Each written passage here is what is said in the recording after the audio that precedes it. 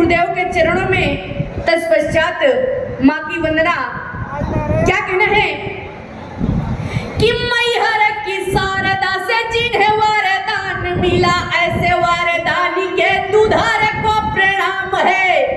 हो गई पवित्र बैसवार की धरा की धूल, ऐसे बैसवार के दुलार को प्रणाम है। और देश और विदेश में मचा दिया जिन्होंने धूम, ऐसे उस आला के सितारे को प्रणाम है कि जिनकी कृपा से हमें आला का मिला है ज्ञान। लल्लू वाजपेयी गुरुदेव को प्रणाम है, लल्लू वाजपेयी गुरुदेव को प्रणाम है।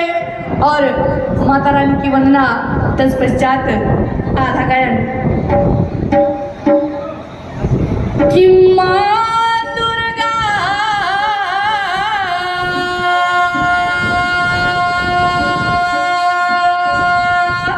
रक्षा करो, हो मैया सकल संभालो।